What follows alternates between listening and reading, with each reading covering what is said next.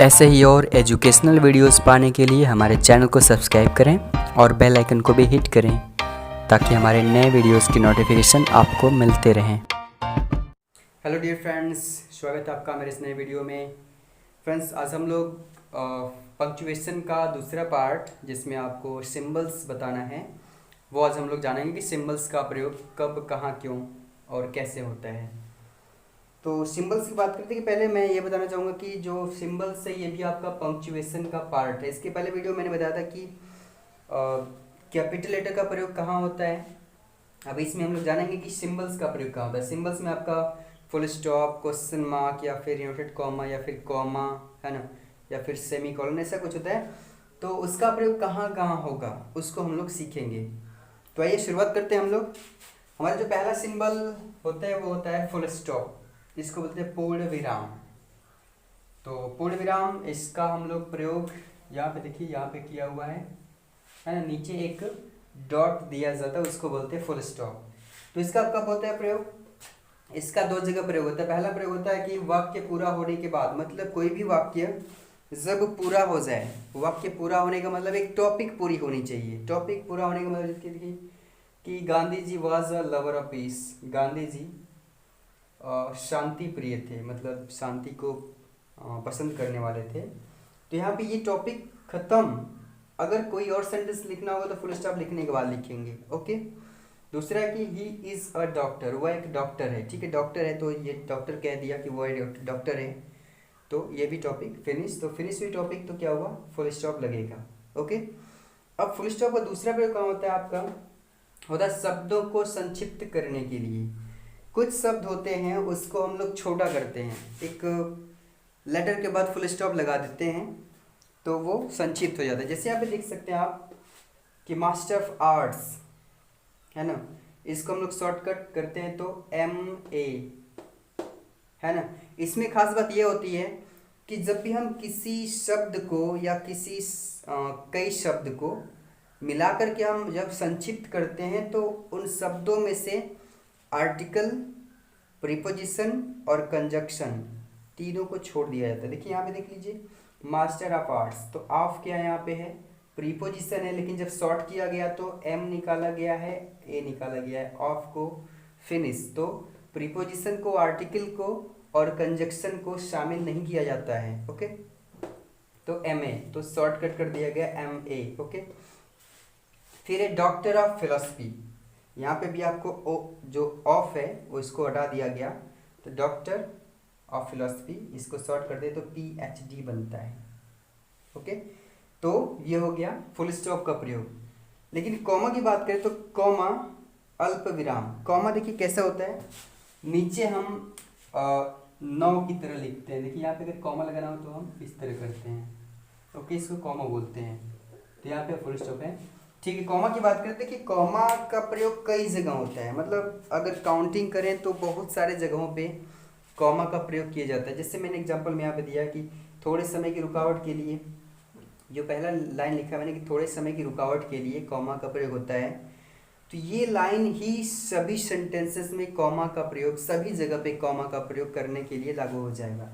जैसे he wrote his exercise neatly, quickly and correctly, उसने अपने अभ्यास को साफ सुथरा, जल्दी से और सही सही किया। तो उसने अपने एक्सरसाइज को साफ सुथरा, जल्दी और ठीक से किया। तो साफ सुथरा, यहाँ पे थोड़ी रुकावट करने के बाद यहाँ पे दूसरा शब्द बोलना है ना, फिर से, वह अपने अभ्यास को साफ सुथरा यानी साफ साफ, जल्दी से और ठीक से किया। तो जब भी थोड़े समय की रुकावट आएगी तो वहाँ पे हम कॉमा का प्रयोग करेंगे। एक और एग्जांपल दिखा है कि यहाँ पे कि रिपोर्टिंग स्पीच के बाद, जो रिपोर्टिंग स्पीच होता है, मतलब डायरेक्ट स्पीच में जो रिपोर्टिंग स्पीच होता है, यहाँ पे दिख रहा है कि he said to me do not go there. तो ये जो अंदर है इसको रिपोर्टेड स्पीच बोलते हैं, जो बाहर है इसको रिपोर्टिंग स्पीच बोलते हैं। तो मैंने बताया कि रिपोर्टिंग स्पीच के ठीक बाद हम क्या करेंगे, कॉमा का प्रयोग करेंगे। ये तो देखिए इस तरह से अगर रूल आप देखना चाहें तो बहुत सारे रूल होते हैं कॉमा का प्रयोग करने के लिए, लेकिन आप अगर इस पहले रूल को जान जाएं कि जब भी थोड़े समय अंतराल की रुकावट होगी तो वहाँ पे आपको कॉमा का प्रयोग करना पड़ेगा। अभी इसी में देख लीजिए ना, ही सेड टू मी, थोड़ा रुकना है, फिर डू नॉट गो देयर, मतलब थोड़े समय की रुकावट है तो हम क्या करेंगे, कॉमा का प्रयोग कर देंगे, है ना। वैसे अगर ढूंढेंगे आप तो बहुत सारा इसका मतलब रूल मिलेगा कि यहाँ कॉमा का प्रयोग होता है, वहाँ होता है, वहाँ, मतलब बहुत सारे रूल होते हैं, लेकिन आप हर जगह इसी रूल को अप्लाई कर सकते हैं। जहाँ पे थोड़े समय की रुकावट हो जाएगी वहाँ पे आप क्या करेंगे, कॉमा का प्रयोग करेंगे। इसी तरह से होता है, एक तो होता है कि पार्टिसिपल के पहले कॉमा का प्रयोग होता है। जैसे एक मैं एग्जांपल दिखा रहा हूँ आपको, यहाँ पे लिखा होता है कि टर्निंग टू लेफ्ट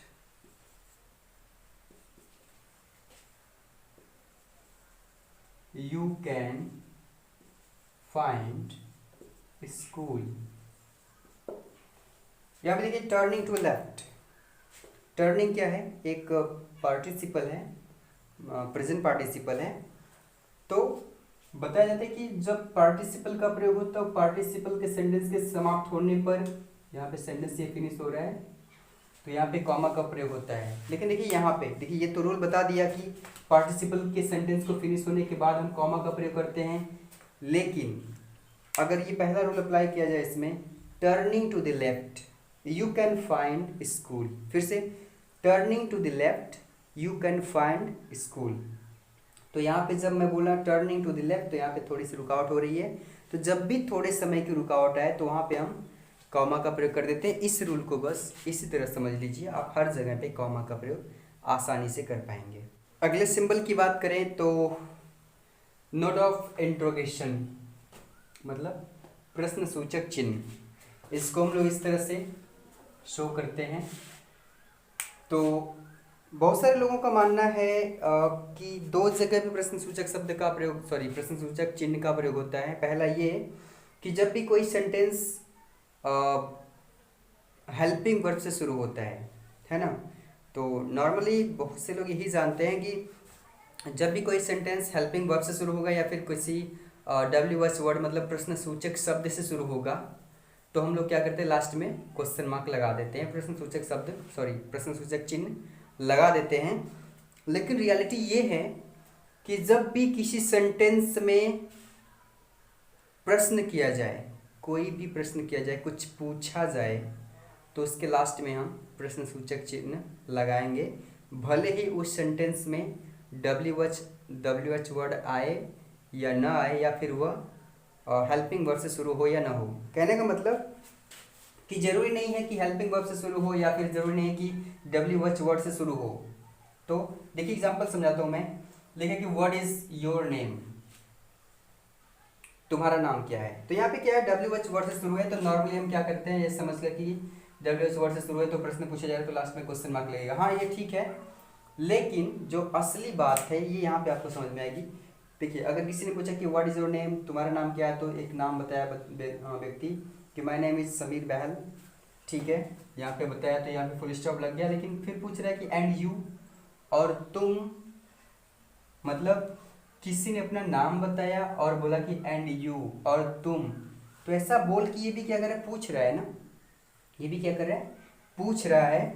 तो देखिए यहाँ पे क्या है, ना तो ये हेल्पिंग वर्ब से शुरू है और ना ही इसमें कहीं किसी प्रकार का क्वेश्चन वर्ड है, मतलब प्रश्न सूचक शब्द भी नहीं है इसमें, फिर भी इसके लास्ट में क्वेश्चन मार्क लगा।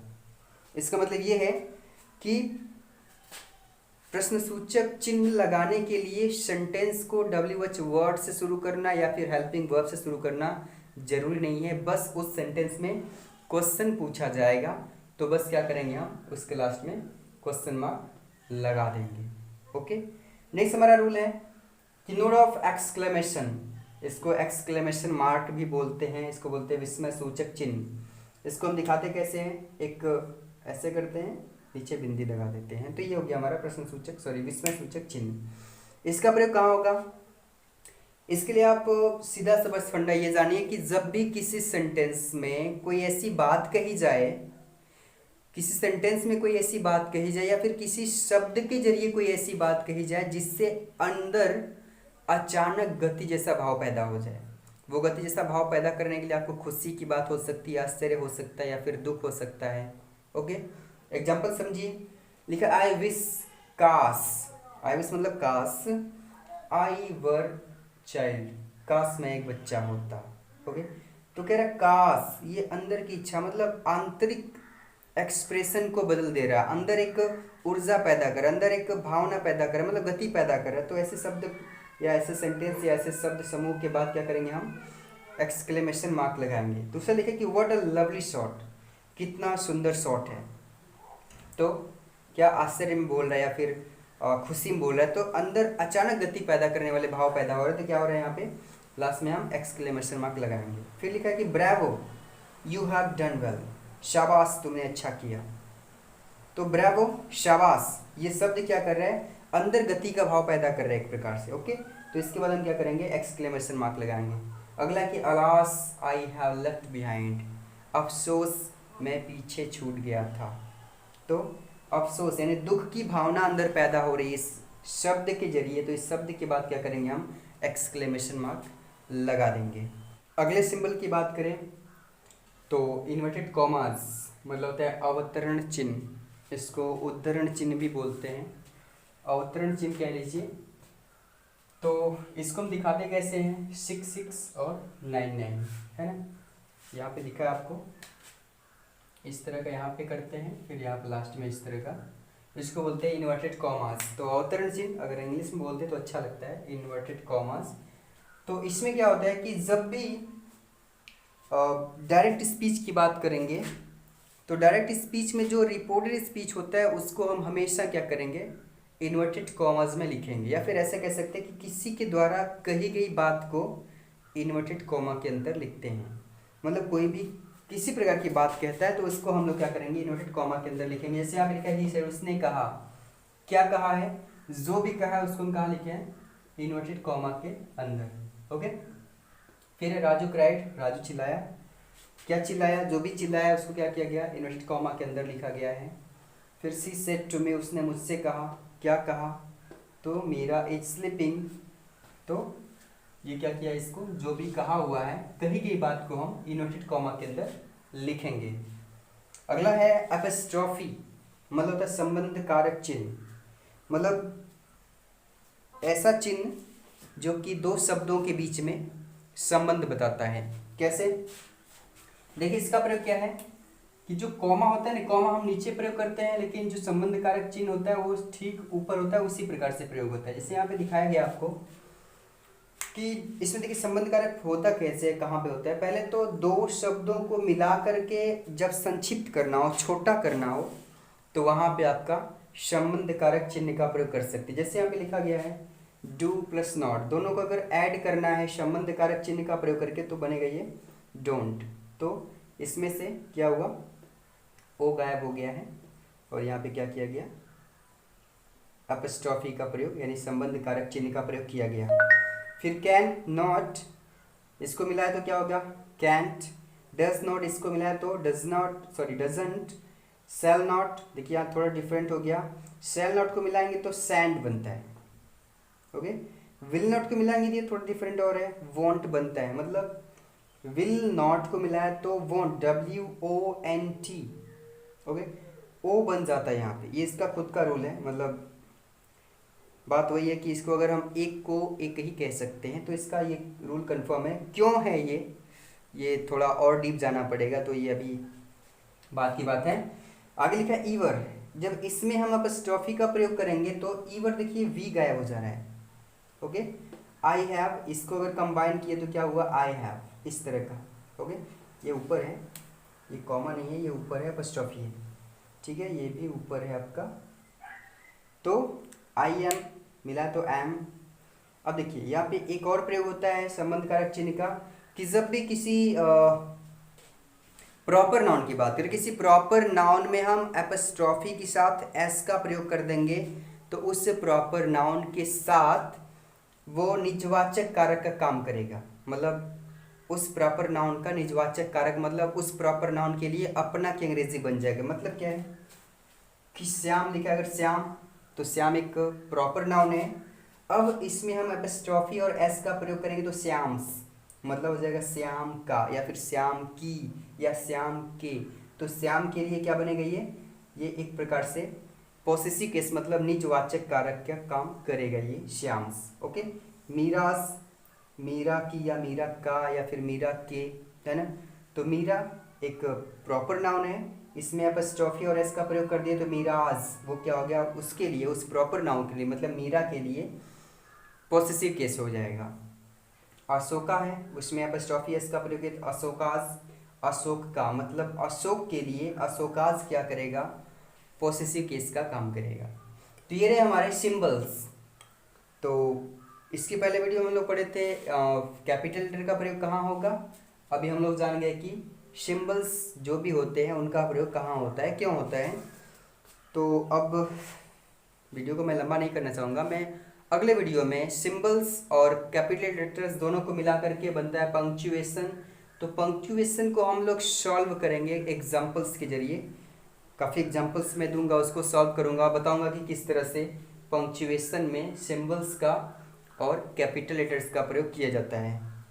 ओके, तो ठीक है, हम लोग मिलेंगे अगले वीडियो में एग्जाम्पल्स को लेकर के।